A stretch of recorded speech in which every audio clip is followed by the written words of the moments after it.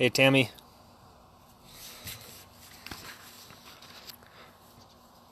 So I got my sentencing memorandum and kind of let it percolate for a couple days here, but the more I read it, the more I wanted to kind of talk about it. And I noticed in Todd's sentencing they didn't they didn't read it in court, so which meant that the judge was privy to it, that Todd was privy to it, but it wasn't it wasn't read into the record, and it wasn't read to the public. So I went through it here and highlighted a few things. Right, wrong, or indifferent, I wanted to share those things with you here. Summary of argument. Through words, images, and sworn testimony, Eric Parker has demonstrated again and again on April 12, 2014, he was willing, prepared, and determined to kill police officers. You know, I don't even know what to say to that, except, you know, nuh-uh. I think the blatant and obvious response to that is, if a person was willing, prepared, and determined being the key word there, to kill police officers, I think it would have occurred. You know, I don't think you can be determined to kill police officers and not have it occur. Later on, they're going to say some things too that come back to that, and there was they sorry about that. It's going to start pausing, start messing around here. They admit in their own words that there was nothing they could do to stop that if it was to occur. If I was to have started shooting, being behind that concrete, there was nothing they could do. So if I was determined and there was nothing they could do to stop me, then why didn't it happen? Because we showed restraint that day. That's why. Because we didn't want to hurt anybody. It was strictly defensive. Staking a position on a bridge above them through force and violence, he obstructed these officers, threatening their lives because they had, in his view, the audacity to perform their duties and enforce federal court orders. What's the rest of that paragraph there? So, just to give you kind of a glimpse into where their mindset is. Anyways. Skipping down here, let's quote, Parker is an unrepentant danger to law enforcement and the community at large.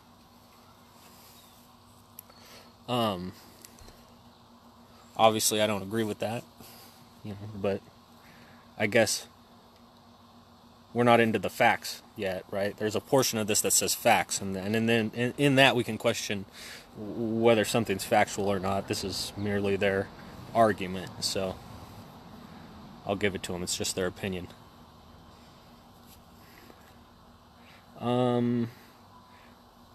Procedural background. On March 2nd, 2016, a grand jury in this district returned a superseding criminal indictment against defendant Parker and 18 others in relation to the criminal events that occurred between April 6th and 12th, 2014. So that's the grand jury indictment, right? The grand jury indictment that they got with Dan Love's testimony and Wooten's testimony. Wooten later, obviously, with the Wooten memo that was released, said that he was lied to as the head investigator for the BLM. he was lied to by his people above him in the BLM, people below him in the BLM, by attorneys, district attorneys, by the FBI. He flat out claimed that he was lied to, and then went and presented those things as he was told to a grand jury to get that indictment. So I just wanted to be clear there that, you know, even from the very beginning, their whole world is based on lies. Parker again took the stand to testify. We're fast forwarding. I only highlighted little bits and pieces. It's long and there's a lot of legal mumbo jumbo in here. Parker again took the stand to testify. However, in violation of this court's order and multiple abominations, admonitions. Yeah, they told me a bunch of times.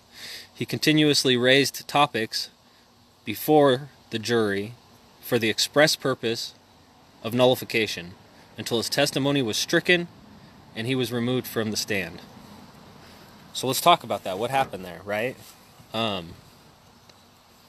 I said, first they filed a motion to eliminate that said I couldn't talk about anything, really, right? The militarization of the BLM, my thought process, but they did say you can talk about what you saw, just not how it made you feel. And my mindset, basically, right? How I felt is my mindset. All these alleged crimes had a portion of them proving it had to go towards my mindset, right? But I wasn't allowed to talk about my mindset or the way I felt or why I went there. So and my lawyer even stepped up in the trial and said, you know, I'm afraid that I'm going to get sued by Mr. Parker because I can't properly defend him. And what he meant by that was we can't talk about Eric's mindset. One of the charges were interstate travel in the aid of extortion. If I can't talk about why I got in my truck and drove to Nevada, then I can't defend against the idea that I got in my truck and drove to Nevada to extort cattle from the government. Anyways, so they talk about right there that I was removed from the stand. Now, what happened later? What happened later was the Wooten memo came out, and these things that I was trying to talk about, we were vindicated. I'm going to keep pausing on it. The Wooten memo came out, and we were vindicated in what we were trying to say. And most importantly, because the term that actually got me thrown off the stand was up and to the right. And I couldn't use the term snipers. I couldn't use the term sharpshooters. I couldn't use the term I was afraid. But I was just asked what I was paying attention to. And it was in direct correlation to one of the BLM agents' testimony that I was paying attention to her, who was off over to the left, about 500 yards in the desert. I didn't even know she was there. My lawyer asked me what I was paying attention to, and I say, well, I was paying attention to up and to the right. That was the final straw, thrown off the stand. Violated every which way, you know. I had the right to speak for myself and to tell the jury what I was thinking, and they took that away from me.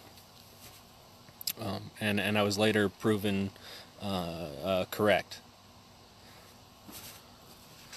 Let's see. Here we are. Facts.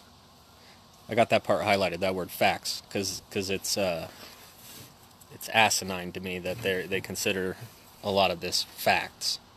So let's see what they consider facts. The facts of this case were well known to the court and recounted here only in summary. Evidence adduced at trial showed that between April 8th and 11, 2014, Parker had reviewed articles and videos, including Pete Santilli's video, regarding the April 9th Ammon Bundy tasing and Payne's call to arms video. That's not true. I did admit, and I will admit now, that I did see the video. Did I know it was Pete Santilli's? No. Did I talk to Pete Santilli? No. Was there a big giant conspiracy? No. But I did see the video of Ammon Bundy being tased. And they leave out of this of Margaret Houston being body slammed, and of her nephew, last name Kelly. I forget his first name. The kid in red, as I call him, in the video, damn near in tears, saying, we are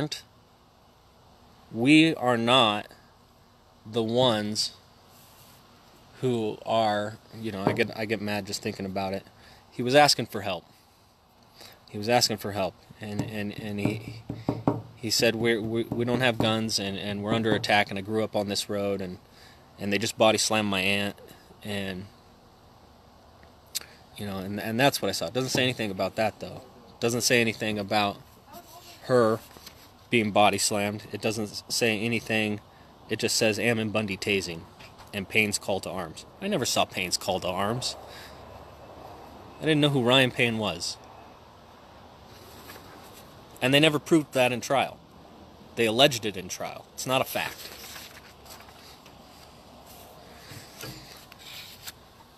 Photos admitted at trial and expert testimony offered during the retrial showed that Parker had placed the firearm in the firing position. Testimonial evidence established that officers saw Parker and Drexler take these positions. That's key, right? Now they're claiming fact that the officers saw Drexler and I take those positions. That's not fact. It's actually the opposite.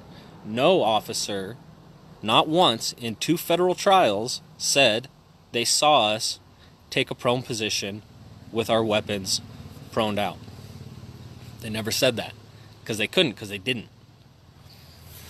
Later on in this memorandum, they actually admit that.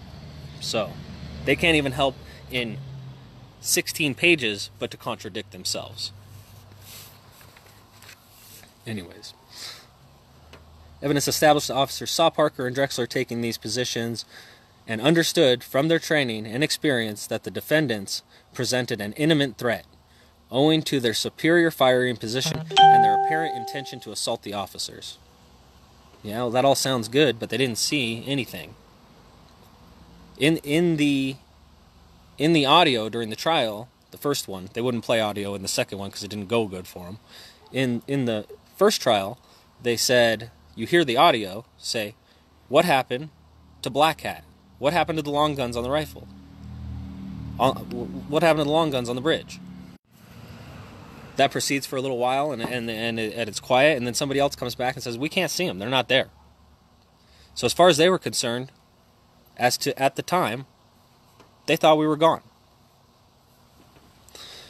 More than anyone else, Parker, with his distinctive black trucker hat, was spotted by the officers making tactical movements, protecting himself. I got that part underlined. Protecting himself. So they admit that I took cover, right? Protecting himself. And placing the officers' lives and the lives of the unarmed women and children positioned in front of Parker in danger. Yeah, well, that's not a fact. But there is a fact. The one fact in all of this, protecting himself. Taking cover.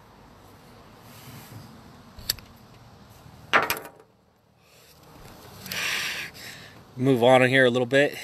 He enthusiastically acknowledged that things could have gotten violent and that people could have gotten hurt.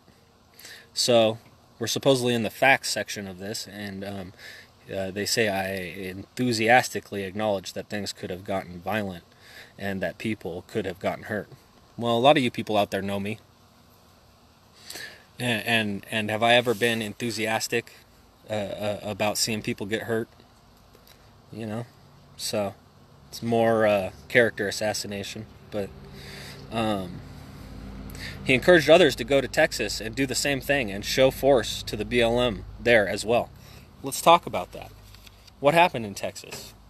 There was a rancher, 90,000 acres, deeded land on both sides of the Red River that the government, the BLM, was taking his deeded land. They're taking his property, right? But it's out of line for an American to say, hey, go there and protect his property, protect him, help him protect his property, right? But that's a crime. It's a crime now.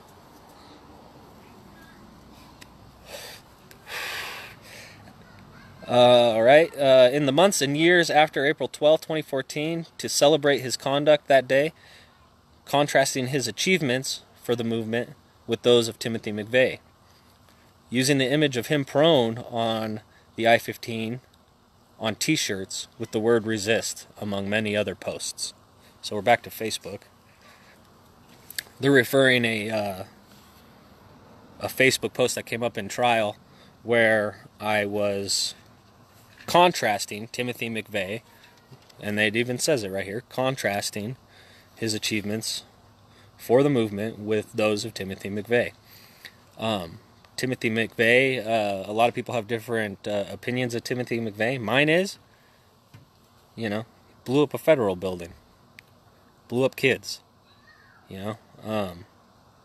people can go into their conspiracy theories if they want, but I don't. And I don't condone offensive actions like blowing up buildings. So, but here they have to go ahead and bring Timothy McVeigh's name up again, as they did in front of the jury. Also showed Parker participating in military-style operations after April 12th on public lands. That's not true. Designed to keep public lands officers from doing their jobs. That's not true either. Specifically at Sugar Pine Mine in Oregon and Operation Big Sky in Montana. Evidence also established that Parker knew that the BLM was in the area enforcing federal court orders, that on April 12, 2014, he heard the BLM officers' announcements that Parker knew that the BLM was in the area enforcing federal court orders, that on April 12, 2014, he heard the BLM officers' announcements that the area was closed, pursuant to those court orders, heard the officers directing the crowd to leave, and that he remained on the bridge nonetheless. So there's a couple things there, right? Sugar Pine Mine, if you're familiar with it, that was private property. It was a patent mining claim, and which is private property, and the BLM came out there and told them to cease their mining operation, to give them a surface plan, or they were going to have all of his equipment confiscated and arrest him and blah blah blah, all those things they say. Fact is, he didn't need a patent mining claim. That's been proven in court. It's been proven in court. We won. He won. He won that one. And validated us stopping what we were doing, getting in our trucks and to, jump up and down and wave our arms around, because that's all it was. Jumping up and down, waving our arms around, and saying, hey, look over here. Look at the injustice over here. Anyways. Evidence also established that, oh yeah, okay, so right. I heard them say that there was a court order and to disperse, and I didn't disperse. Well, a lot of people on the bridge were like, hey, let's go down there. Let's go get up to the gate. I didn't do that. I didn't, I stayed where I was at and watched. Overwatch. So when they say, hey, there's a court order, this is closed, what do you consider closed, right? So let's talk about that. What do you consider closed? Is the highway closed? Is the freeway closed? Is the wash closed? Is it closed from their fence that they put up back to where they are? Common sense to me would say that it was closed from their fence back, the area they were standing in, right? So at the time, and this is, neither here nor there, but at the time, I didn't think I was violating their directives, we'll say. Legal standard. Considering the 18 U.S.C. factors for 3553A, choose a sentence that is not based on clearly erroneous facts. So we're into legal standard here, and they say number 4 is choose a sentence that is not based on clearly erroneous facts.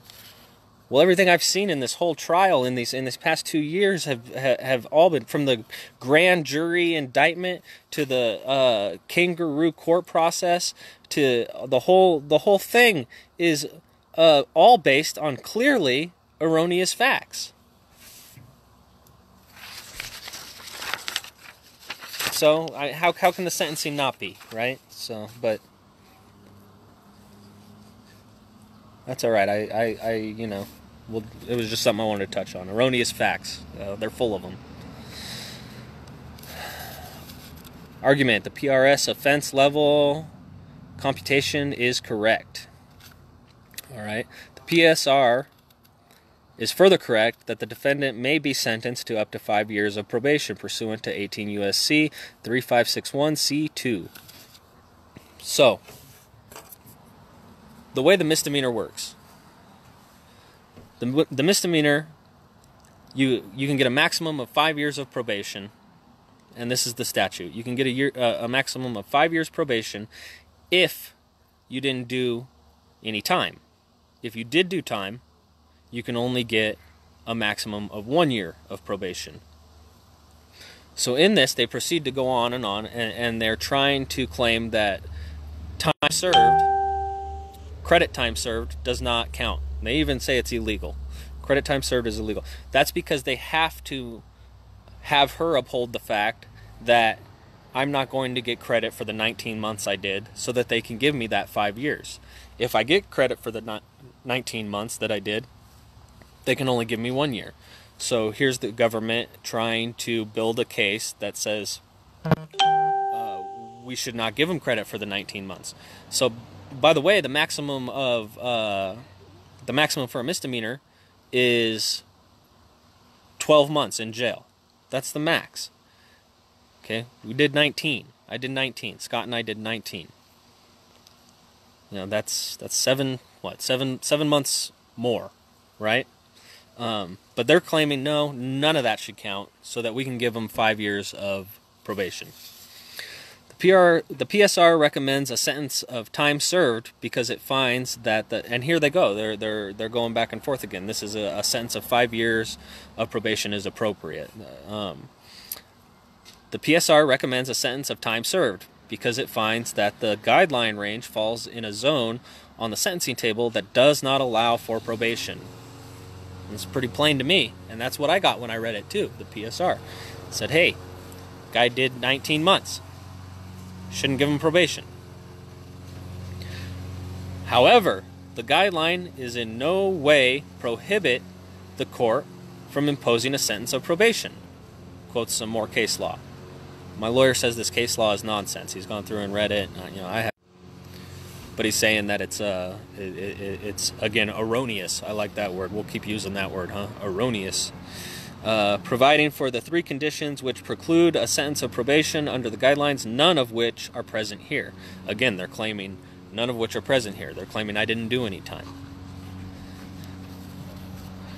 When the court does not impose a sentence of imprisonment, the court may properly impose a sentence of probation, regardless of the offense level under the guidelines. So there it is, right? When the court does not impose a sentence of imprisonment. So they need her to not give me any time, just probation. After we sat in there for 19 months being detained and through 2 federal trials. They need her to say that didn't happen. Because I'm a judge and I can wave my magic wand and say that didn't happen. Come on, judge, wave your magic wand. That's not true. We sat there. It was real. My kids cried. My wife cried. We prayed. And we really sat there for 19 months. So, the nature and circumstances of the offense and the need for the sentence to reflect the seriousness of the offense. The recommended guideline sentence is reasonable when considering the seriousness of the relevant conduct at issue. Parker committed multiple crimes of violence in concert with Clive and Bundy and his followers in order to threaten and coerce federal law enforcement officers from carrying out their lawful duties. You know what? That sounds a lot like conspiracy. I was acquitted of conspiracy, though, but that sounds a lot like conspiracy. Also, the point is committed multiple crimes of violence. No, I was convicted of multiple crimes. I'm acquitted of multiple crimes of violence. Extortion, conspiracy, coerce federal law enforcement, blah, blah, blah. In so doing, he showed no respect for the law, for the rule of law, for law enforcement officers, for court orders, or for community. He was prepared and willing to kill law enforcement officers simply because they were enforcing court orders against Bundy. Is that what happened? Is that what happened? Again, willing to kill. Bothers me, but let's not even get into that. Is that what happened at the Bundy Ranch? You know, I'm asking. And Ammon, are you still on here? Maybe you should come on and tell him what happened. That's not what happened.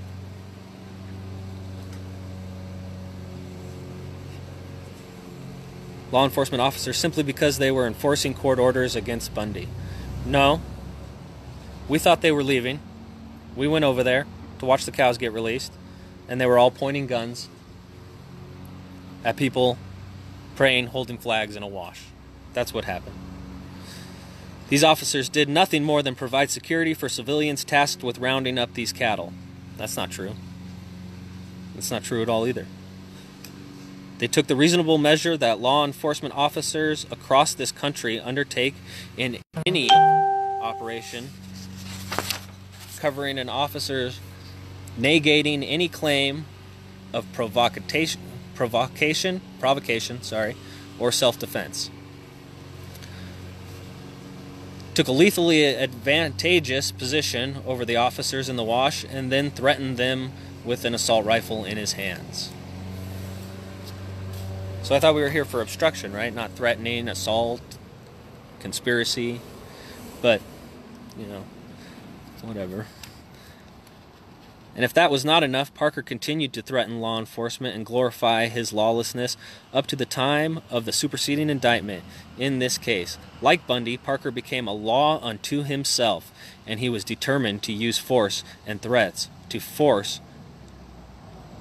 enforce his view of the law. Well, it's more creative writing, and I think Steve Myrie had a lot to do with that part, so we'll give him credit for it. I don't know that for a fact, but we won't call that an erroneous fact, but pretty sure that was him. For most of the officers in and around the wash on April 12th, Eric Parker is the face and embodiment of this deadly threat leveled against them. It is Eric Parker bobbing up and down on the I-15 with a rifle that officers remember with vivid clarity. Eric Parker, who the next day, now pay attention to this, Eric Parker, who the next day many of them realized for the first time had taken the most perfect and deadly position. All right. So again, they're going back and forth, right? Now they admit that it was the next day when people saw on the news, on Fox.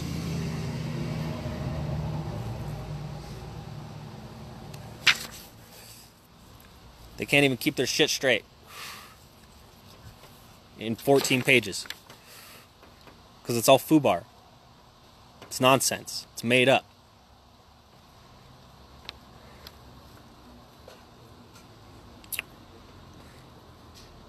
Laid out fully protected behind concrete barriers where he could aim, shoot, and kill them with no ability on the officer's part to return fire. Again, we're playing pretend again, like you know, like we were shooting at them and they couldn't return fire, and reads like the indictment. It's all made up. It's all exaggerated, erroneous bullshit. The miner, we're moving on here. At the miner's request, Parker and others traveled to Lincoln and established an armed checkpoint on public land leading to the mine. It's not true. It was a homestead. The man owned it. It was private property by Montana law. And there was a mine up above it. A patent mining claim again. They're the ones. They're the ones that usurp state law. They also maintained a military-style security operation at the mine site and served a notice of no trespass on U.S. Forest Service, threatening to arrest U.S. Forest Service employees and contractors if they set foot on the public land upon which the site sits. Again, does not sit on private property, or does not sit on public lands. It sits on, and we can argue the whole terminology of public lands too, but in this instance we won't. We'll just say that it was a homestead, because it was, and in Montana, a homestead is private property. Now, did I go set up at that checkpoint? No. I threw a barbecue and tried to get the community of Lincoln to understand what the federal government was doing to this Korean war vet. By the way, this man was a Korean war vet. He only ever left his homestead to go fight for our country, and then came back to his homestead to work on his mine. And that's what he did. That's what he did with his life. And the government can't help but to go and just mess with him and be the government, right? So, no, it wasn't public land. It was private property. Did I set up a checkpoint? No.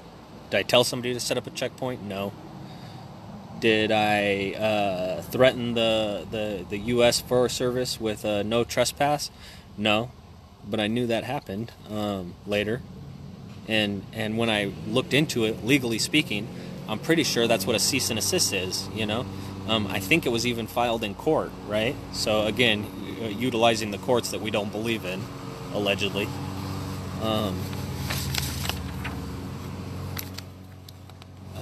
Here's some more government make-believe. We don't even have to get into that. Yeah, but here, I'll show you real quick. It's a picture of Eric with his dog.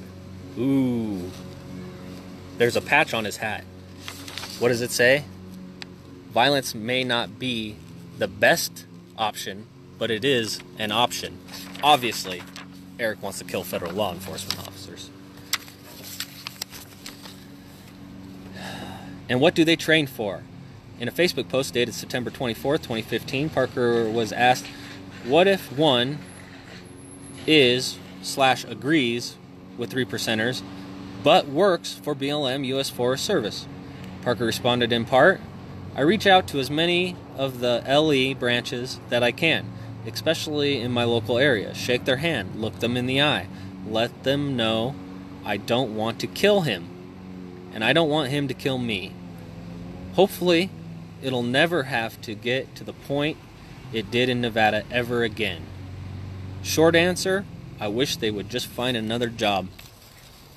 Boy, that sounds just like, man, whew. Tell you what, that's right there, those are some harsh words, huh? I don't want him to kill me, and I don't want to kill him. Unlike, you know, their supervisors tell them. Yeah. So there, that's their big proof. Obviously, he wants to kill federal law enforcement officers because he said, I don't want to kill federal law enforcement officers on Facebook.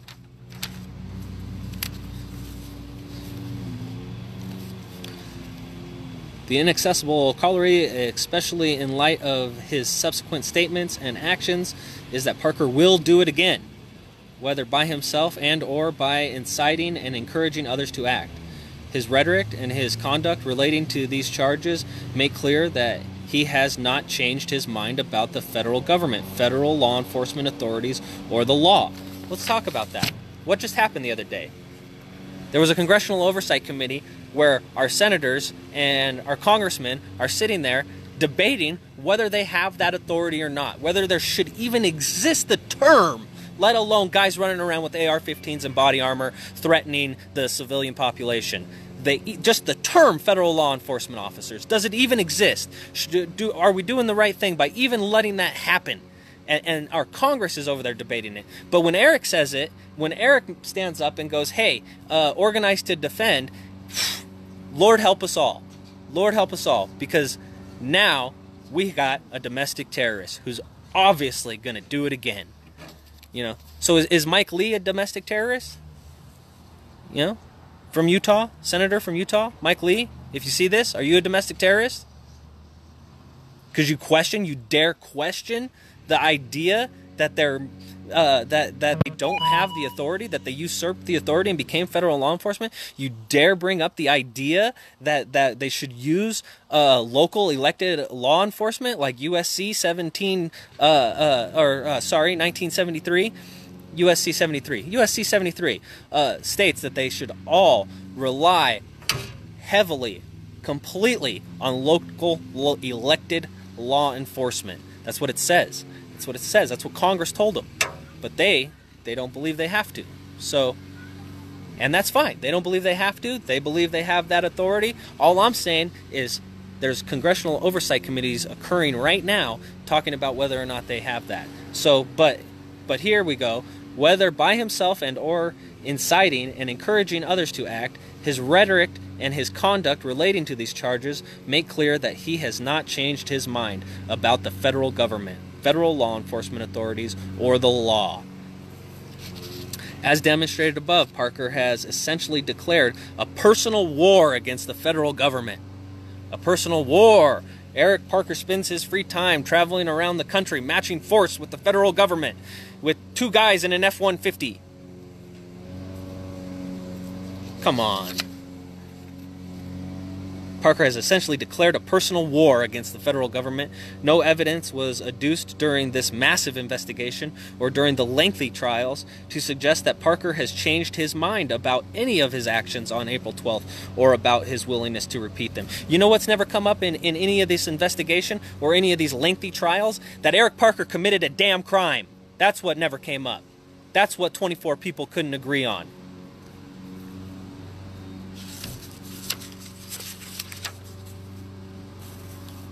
Signed, Stephen Myrie, Nadia Ahmed, and Daniel Sheesh. Sheesh, Daniel.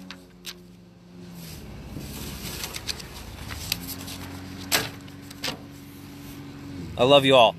Sentencing's on the 9th. Should be interesting.